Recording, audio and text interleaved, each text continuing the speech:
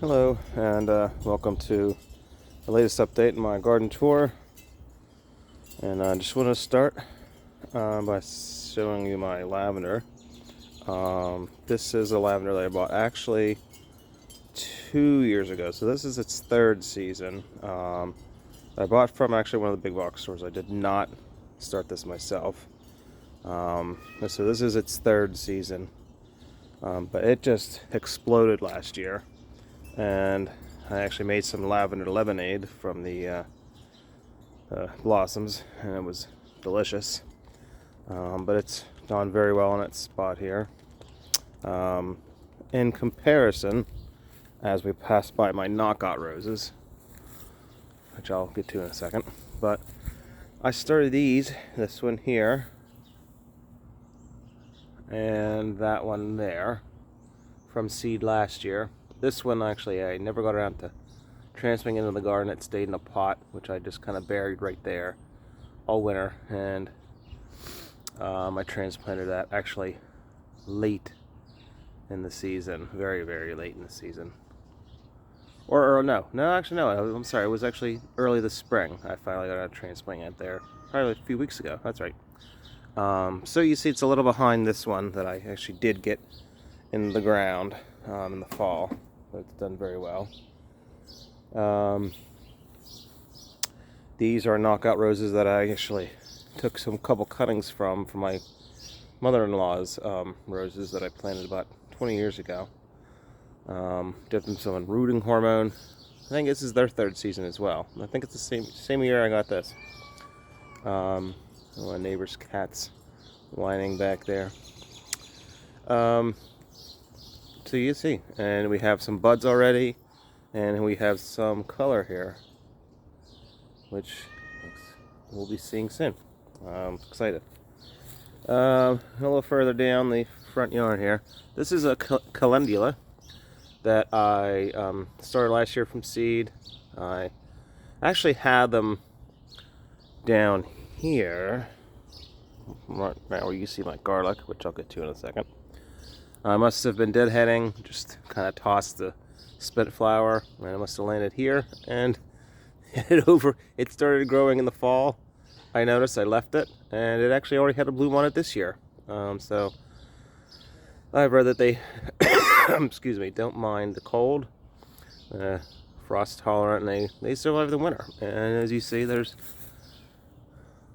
buds coming.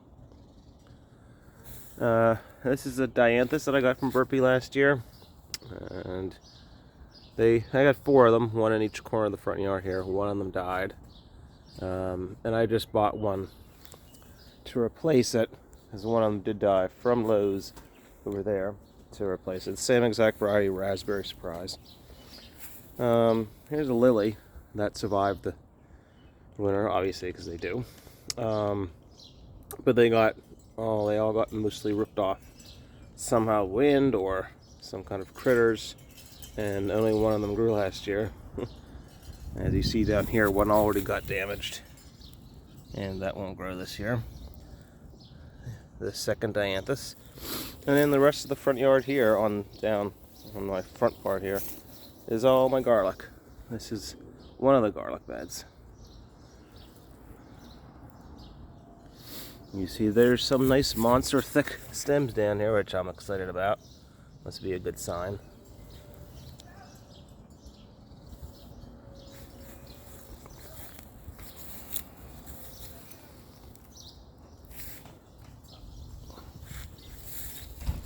There's the dianthus. And I bought this one from Lowe's to replace one of the dead ones. So as you see, it's blooming, but it's smaller than the ones that came back from last year. Let's see, I have some hostas here. I'm not really a fan of them, but my wife likes them, so I had moved some, and they're pretty indestructible. So I moved them back here. This is one of the lilies, again, that survived. I didn't get chewed by any critters. Back here, I'm going to put sunflowers. They did very well, red variety. And they grew to 6-7 foot all at my front porch here. Oh, I forgot my cannas are back here. And you see they're starting to poke through. And I'm walking on the bed, which shouldn't do often, but I finally actually started to get to the no-dig till heavy mulch approach. And I just got some hay that I've thrown on there. Not really had a problem with many of the weed seeds germinating or the hay seeds, except for a small patch over there, if you notice, with the canna. But I'll deal with that as it comes. Just add some more mulch, some more hay on top. And now we're going to the back. My neighbor lets me use her yard. She doesn't really do anything with it, so I've been putting stuff over here. All of these things you see on here, by the way, all this extra stuff, is just anti-cat. A lot of neighborhood cats that use it as a litter box, and squirrels digging. So I kind of throw stuff on just to kind of keep them away. So that's what all that is. These are Brussels sprouts. I think it's a Mighty hybrid or something like that. I can't remember the exact variety. But I have 5 of them here, I believe. Pretty small. So I'm not sure. They're really slow growing, so I'm a little concerned. Never grown them before. I know they take a real long time, but we'll see. Hopefully with the warmer weather they'll start picking up. I did give them some blood meal to hopefully give them a jump start. Well, let's go back into my side here, my yard. There's my compost tumbler.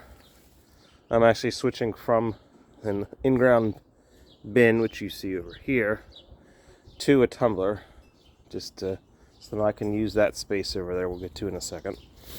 This is my Roost Out inspired bed, which you can see some potatoes poking up through. Finally, it took about 3 weeks to start poking through, 4 weeks, 3, before you really noticed anything. I planted them, I think it was March 27th it was.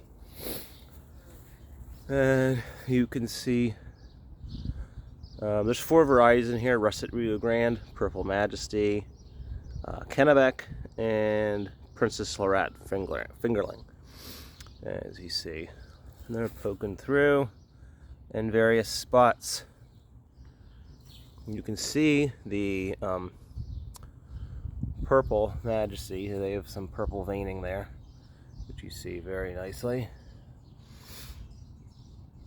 And all around, see over there, they're slowly coming up all around. This is my traditional bed over here, just mended garden raised bed. They're not coming up here as quickly as the Roost Out bed. There are some, I don't know if you can, it's not going to focus there. There we go, kind of. See it through the top of a cage that I threw on there to protect it. Because as you see, I get issues like this. Things digging through, creating holes, cats, squirrels. Here you see some of them come up a little better. And back there. And over there. But it's a little more slower than the Roost Out bed. Maybe because in the Roost Out bed they're not quite as exposed, not as deep. I don't know. Because it's the same varieties. I ordered 4 bags, so there was 40. I believe there's about 20 or 21 in here, and about 14 in here. Well, this is a bed that's about 2.5, maybe 3 feet. No, not 3, probably. By 8 or 9. And this is another bed that's roughly 6 foot by 9 foot. Here's another patch of garlic. The ones back here are doing a little better, I think. They're not, the stems mostly are a little more consistent in their thickness, and they're a little greener. The ones up front, the foliage I noticed is slightly a lighter, paler green color. So if anyone has any ideas what's causing that, that would be any advice or any tips. Then I did give them both some blood meal, some general purpose fertilizer 444. I don't know, maybe it's just the weather, maybe back here, because I planted these ones, I think, slightly different. Well, the front, Also gets different sun exposure. It's the front of the yard, gets more sun in the, at different time of day, and in the back we'll get more sunlight for those of the growing season. Because that is west over there. That's where the sun's gonna go. It's gonna start over this side. It's gonna end over that side. What else we got? We do have some spinach. I started these inside. This is I can't remember the variety of the spinach. A la carte hybrid, I think. And some sample. You can see their sizes. This is Rocket Arugula. Actually, this one's probably the best. Rocket Arugula. This is Cimarron Romaine. I only have 3 of these back here. I forgot to show you the. I also have them in window boxes. The Arugula and the, just like these ones here. The Arugula and the Romaine here. Starts a green color, matures into a kind of purpley red color. You can see the progress. I'm going to try to get these videos done once a week or so you can kind of see the progress. Another longer panoramic shot of the garlic, which is growing nicely. Last year I grew garlic, overwatered it, had it in a deep mulch, which obviously in a deep mulch didn't really need overwatering or much watering at all, and it all rotted. So we're going to see. I went with a different approach, very little extra supplemental watering besides natural rain. So we'll see how that goes. This, as I referenced previously, is my compost bin. Now it's just leaves, not compost, just stored leaves that I collected. A lot of trees in my block. I'm going to clear all this out, probably put them in trash bags, and then I have onion sets that actually may arrive today. I don't know if I'll get to planning with them until later in the week. But yeah, I'm going to take all these leaves out, store them, maybe leave the bin, maybe, I don't know, I'm not sure what to do with the bin. But onions are going to go in here since I have my compost in the tumbler, which I showed you over there. So then I'll have onions. So then my summer, I haven't mentioned really yet, my summer's going to be onions here. I'm not sure what will go here, but in this whole back area is going to be sweet potatoes, which I've never tried before. So I have those coming on their way soon. I don't know when they ship. I'm imagining probably in the May, right, for sweet potatoes, depending on when Burpee ships them. I may just put extra put them over there, or I could do carrots. I don't know. I'm still thinking on that.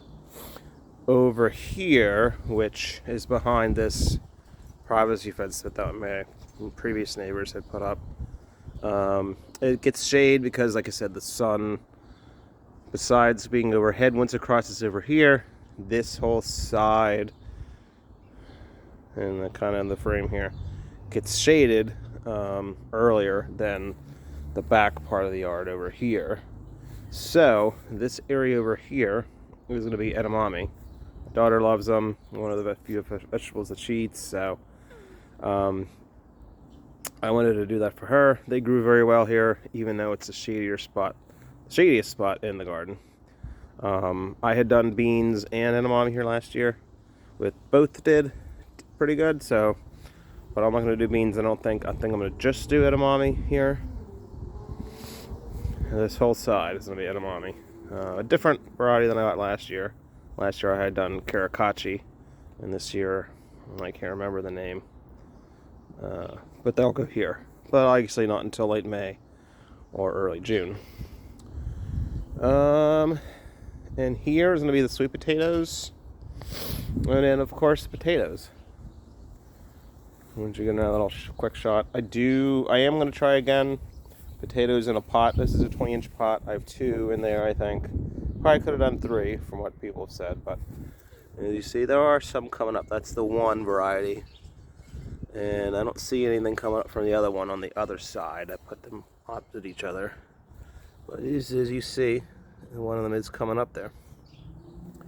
And I have some flowers. I have some Lady in Red Salvia and some Rose Campion that I inside. And I'll do a little shot of those later. I take them out to harden up. Start hardening them off recently as the weather's warmer. All right, and that's it.